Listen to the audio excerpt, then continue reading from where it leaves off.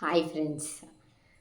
வாழ்க்கையில் பல நேரங்களில் நம்ம சோர்ந்து போகிறோம்.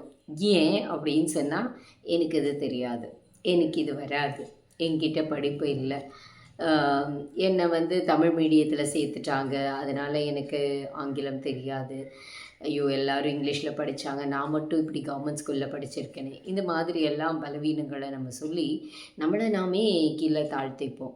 யோசிச்சு பாருங்க, ஆங்கில புலமைக்கு நீங்கள் இங்கிலீஷ் மீடியம் படிச்சிருந்தா தான் ஓகேவா, இல்லை நீங்கள் அதில் கொஞ்சம் பயிற்சி எடுத்தால் ஓகேவா? யோசிச்சு பாருங்கள். ஏதாவது ஒரு ஸ்போக்கன் இங்கிலீஷ் கிளாஸ், அப்புறம் டெய்லி ப்ராக்டிஸ் பண்ணுறது. இந்த டெய்லி ப்ராக்டிஸுக்கு ஈடு இணை வேறு எதுவுமே கிடையாது, அது உங்களுக்கே தெரியும். ஸோ இது மாதிரி தான் கார் ஓட்டணும். ரொம்ப பேர் பார்த்திங்கன்னா காரை வாங்கி வச்சுருப்பாங்க, டிரைவர் இருக்காது, டிரைவரை டிபெண்ட் பண்ணுவாங்க, டிரைவர் இல்லைன்னா வண்டி எடுக்க மாட்டாங்க.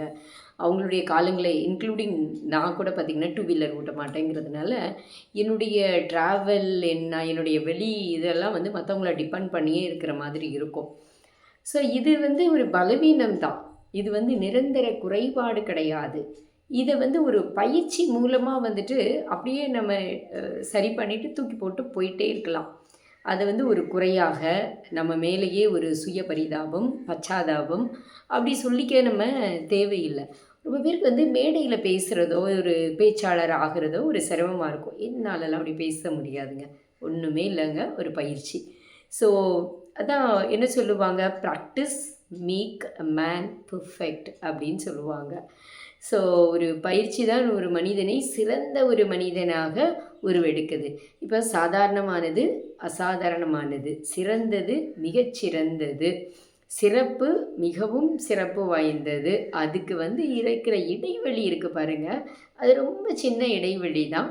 அது என்ன, வேறு ஒன்றும் கிடையாது, பயிற்சி. யார் தொடர்ந்து ஒரு விஷயத்தை ப்ராக்டிஸ் பண்ணுறாங்களோ அவங்க சுலபமாக ஒரு விஷயத்தை செஞ்சுருவாங்க. பாருங்கள், நீங்கள் ஒரு சதுரங்கம் கற்றுக்கணுன்னு நினைக்கிறீங்க அப்படின்னா, யாராவது ஒருத்தர்கிட்ட பக்கத்தில் இருக்கவங்க கிட்ட கற்றுக்கலாம். பட் ஆனால் நீங்கள் இதில் ஒரு பெரிய சாதனையாளராக, சக்ஸஸராக வரணும்னு நினைக்கிறீங்க அப்படின்னா, அதுக்கு சிறப்பாக பயிற்றுவிக்கக்கூடிய ஒரு பயிற்சியாளரை தான் நீங்கள் வச்சுக்கணும். ஒரு ஓட்டப்பந்தயம் யாருனாலும் ஓட முடியுங்க.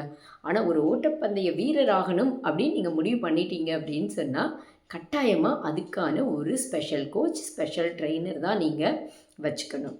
ஸோ அதே மாதிரி தான் இப்போ பார்த்திங்கன்னா, முகமது அலி குத்துச்சண்டை வீரர் என்ன சொல்லியிருக்கிறாரு அப்படின்னு சொன்னால், நான் என்னோடய ட்ரைனிங்கில் ஒவ்வொரு நிமிஷத்தையும் நான் அவ்வளோ வெறுத்தேன், ஆனால் நான் அப்போ சொல்லிக்கிட்டேன், தயவுசெய்து பின்வாங்கிடாத, பின்னாடி நீ ஒரு சாதனையாளனாக ஆகணும் அப்படிங்கிறத நான் சொல்லிக்கிட்டேன்.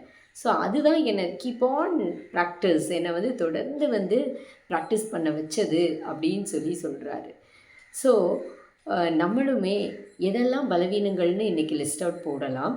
ஸோ அந்த பலவீனங்களை எப்படி பயிற்சியின் மூலம் பலமாக்கலாம், ஒரு மிகச்சிறந்த மனிதராக, மிகச்சிறந்த சாதனையாளராக ஆக்கலாம் அப்படிங்கிறத பார்க்கலாம். ஸோ நம்மளுடைய சேனல், யூடியூப் சேனல் அறமாற்றுவோம், நல்லதையே செய்வோம் அப்படிங்கிறது தான். ஸோ சாதனையாளர்களை, நம்மளுக்குள்ளே இருக்கக்கூடிய இன்னர் பொட்டென்ஷியலை அப்படி தொட்டு தூக்கி விடுறது தான் நம்ம சேனலுடைய அப்ஜெக்டிவ்ஸு. ஸோ அதனால் பலவீனங்களை லிஸ்ட் பண்ணுங்கள், பலமாக மாற்றுங்கள். மீண்டும் ஒரு நாள் புதிய ஒரு விஷயத்தில் நம்ம சந்திக்கலாம்.